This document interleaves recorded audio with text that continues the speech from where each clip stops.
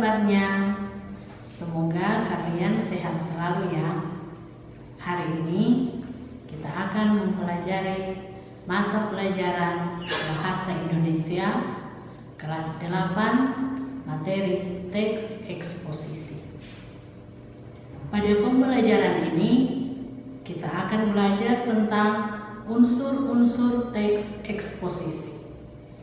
Tapi sebelumnya kita awali terlebih dahulu dengan berdoa menurut agama dan kepercayaan masing-masing. Berdoa mulai.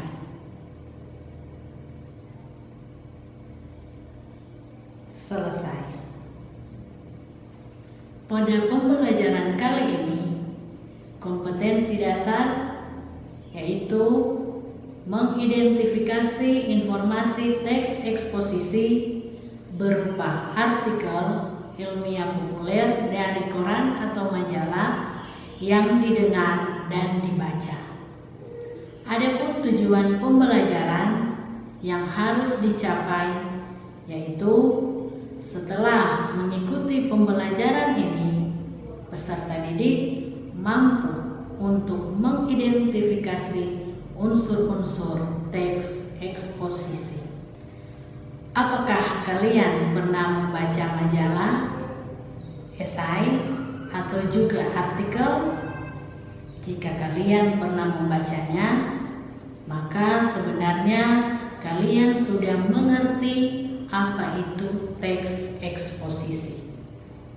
Karena semuanya itu adalah termasuk bagian dari teks eksposisi. Untuk lebih jelasnya lagi, mari kita perhatikan teks berikut ini. Menabung di bank memiliki banyak manfaat. Uang yang disimpan aman dari tangan orang yang tidak bertanggung jawab. Semakin lama uang yang ditabung bertambah dan berbunga. Apabila ingin belanja, uang tabungan tidak perlu diambil di bank. Cukup dengan menggunakan ATM atau anjungan tunai mandiri. Yang paling penting, pemilik uang tidak akan kehilangan uangnya. Nah, menurut kalian, apakah teks tersebut memberikan informasi kepada kita tentang manfaat menabung di bank? Ya, benar sekali. Jika teks tersebut memberikan suatu informasi, apakah termasuk teks eksposisi? Sekarang, apa itu teks eksposisi? Teks eksposisi adalah teks yang berisi sebuah informasi yang berupa gagasan atau pendapat yang disertai dengan fakta dan bertujuan untuk memberikan informasi dan pengetahuan tentang suatu hal. Jadi anak-anak, coba menurut kalian teks eksposisi itu bersifat fakta atau pendapat? Jawabannya adalah perpaduan antara keduanya, yaitu pendapat yang disertai dengan fakta. Selanjutnya, kita masuk pada unsur-unsur teks eksposisi. Unsur teks eksposisi dia terdiri atas dua, yaitu pertama gagasan dan fakta. Yang kedua, pola-pola pengembangan teks eksposisi. Mari kita bahas satu persatu. Unsur teks eksposisi yang pertama, gagasan dan fakta. Gagasan disebut juga ide atau pendapat. Isinya berupa pernyataan yang mungkin berupa komentar, penilaian, saran, dorongan, dan bujukan. Sebagai contoh, jika pemerintah tidak cepat bertindak dalam 10 tahun mendatang, hutan Sumatera akan musnah dan diikuti oleh musnahnya hutan Kalimantan. Selanjutnya, fakta. Fakta adalah keadaan atau peristiwa yang merupakan kenyataan, sesuatu yang benar-benar ada atau terjadi. Dalam teks eksposisi, fakta berfungsi untuk memperkuat gagasan sehingga diharapkan lebih meyakinkan khalayak. Contohnya, selama bulan Januari sampai Oktober, 45% dari keseluruhan titik kebakaran terkonsentrasi di Provinsi Riau. Untuk mempermudah kalian memahami apa itu kalimat gagasan dan fakta, di sini Ibu akan memberikan kata kunci untuk mempermudah kalian membedakannya. Ciri-ciri kalimat gagasan, Ibu katakan menu biji kalas. Menu itu menurut, B bila, J jika, K kalau, asalkan. Jadi, apabila satu kalimat ditandai dengan kata menu biji kalas, maka itu merupakan kalimat gagasan. Selanjutnya, kalimat gagasan dan fakta memiliki penanda. Jadi, ciri kalimat gagasan itu dia bersifat subjektif, bersifat perkiraan, dan kejadiannya belum terjadi. Sedangkan kalimat fakta bersifat objektif dan kejadiannya sudah terjadi. Selanjutnya, unsur yang kedua, pola pengembangan teks eksposisi.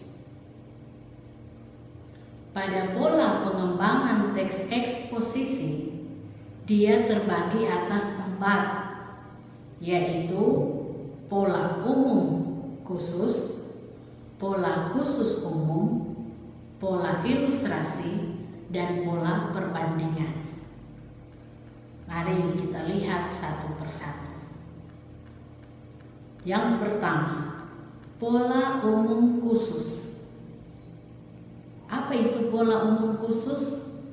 Pola umum khusus dikatakan ide pokok bagian teksnya ditempatkan pada awal paragraf yang kemudian diikuti oleh kalimat penjelas. Pola demikian dikenal sebagai paragraf deduktif. Ide-ide penjelasnya merupakan perincian dari ide umum yang dikemukakan sebelumnya. Sebagai contoh, koloni terumbu karang di 3 samudera dunia terancam bahaya. Suhu permukaan laut yang terus meningkat membuat warna-warni karang hidup ini memudar. Setelah memudar, terumbu karang menjadi putih. Fenomena yang dikenal sebagai pemutihan karang ini sudah melanda koloni koral seluas hampir 12.000 km persegi di Samudra Atlantik, Pasifik, dan India. Dari paragraf tersebut, maka kalimat utama atau ide pokoknya terletak di awal, yaitu pada kalimat koloni terumbu karang di 3 samudera dunia terancam bahaya. Maka paragraf tersebut dikenal dengan paragraf pola pengembangan teks eksposisi umum khusus. Kedua, pola khusus umum, yaitu hal-hal yang bersifat khusus diikuti hal yang bersifat umum.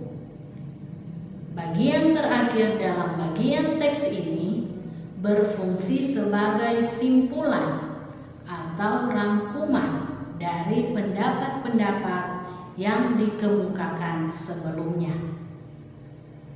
Pola demikian dikenal sebagai paragraf induktif. Contohnya, rimbunan pohon bambu menjadi tempat tinggal bagi burung lekok. Setiap sore sebelum maghrib, hijau pepohonan di kampung Ranca Bayawak berubah menjadi warna putih. Perubahan warna itu menandakan kawanan burung blekok sudah pulang ke peraduannya. Oleh karena itu, warga kampung Ranca Bayawak berusaha menyelamatkan rimbunan pohon bambu untuk tempat tinggal para burung blekok. Nah, dari contoh paragraf tersebut dapat kita cermati bahwa simpulannya itu berada di akhir paragraf. Maka inilah dikatakan pola khusus umum atau paragraf induktif. Yang ketiga, pola ilustrasi, yaitu dikatakan suatu metode untuk mengadakan gambaran atau penjelasan khusus dan konkret terhadap suatu prinsip bersifat umum.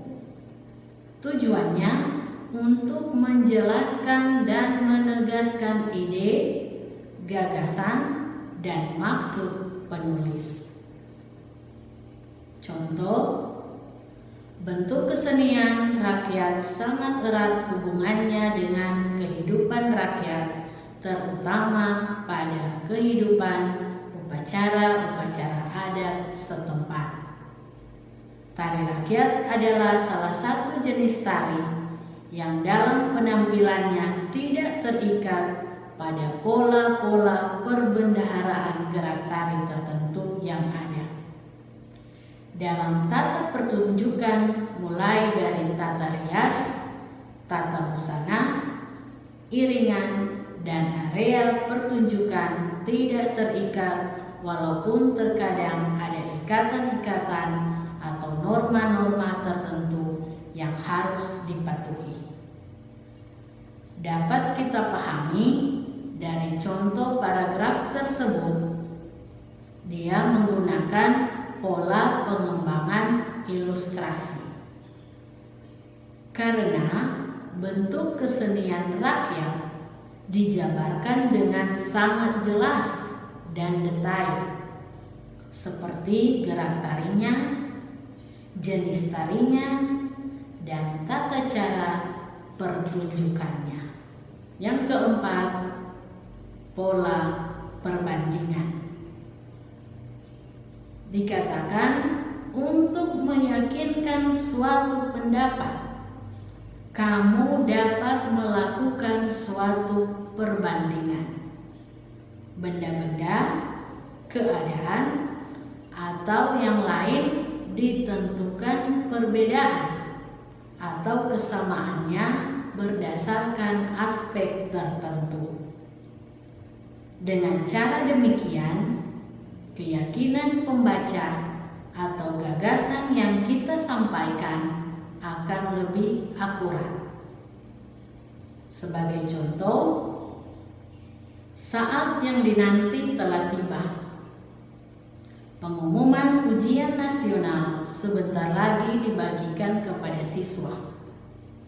Seluruh siswa di kabupaten ini pasti merasa cemas akan hasilnya, termasuk sekolah favorit di Kabupaten Banyumas, yaitu SMP Negeri 1 Purwokerto, yang sudah berturut-turut menduduki peringkat 1 kabupaten. SMP Negeri 2 Purwokerto pun merasa optimis karena mereka menganggap sudah berjuang mati-matian. Jadi, contoh paragraf ini kita bisa lihat dia berupa pola perbandingan. Karena di sini dia membandingkan SMP Negeri 1 Purwokerto dengan SMP Negeri 2 Purwokerto dalam menghadapi pengumuman ujian nasional. Maka inilah yang disebut dengan pola pengembangan perbandingan. Bagaimana anak-anak? Bisa mengerti untuk unsur-unsur? Sekarang kita masuk pada latihan soal untuk lebih memahami kalimat gagasan, kalimat fakta, dan paragraf tersebut menggunakan pola pengembangan apa. Perhatikan contoh berikut. Pemanasan global telah menjadi isu sentral beberapa tahun belakangan ini. Pemanasan global mengalami peningkatan dari tahun ke tahun karena akumulasi gas atmosfer yang menyelimuti bumi. Jika peningkatan suhu terus berlanjut, iklim akan berubah menjadi ekstrim. Peristiwa es kutub meleleh, permukaan laut meninggi, gurun pasir meluas merupakan beberapa contoh fenomena alam akibat pemanasan global. Untuk soalnya, nomor 1, menurutmu kalimat gagasan pada teks eksposisi tersebut terdapat pada nomor berapa? Yang kedua, menurutmu pola pengembangan pada teks eksposisi tersebut menggunakan pola apa? Untuk jawabannya, jawaban nomor 1, kalimat gagasan dari teks eksposisi tersebut dia terdapat pada kalimat nomor 3. Pada kalimat jika peningkatan suhu terus berlanjut, iklim akan berubah menjadi ekstrim. Ingat, kalimat gagasan itu ditandai dengan menu biji kalas. Dan pada kalimat tersebut terdapat kata apa? Ya benar, kata jika. Selanjutnya, untuk jawaban nomor 2, teks tersebut menggunakan pola pengembangan umum khusus atau dikatakan deduktif. Mengapa dikatakan deduktif? Karena kalimat utamanya berada di awal paragraf, yaitu kita bisa buktikan dengan kalimat pemanasan global telah menjadi isu sentral beberapa tahun belakangan ini.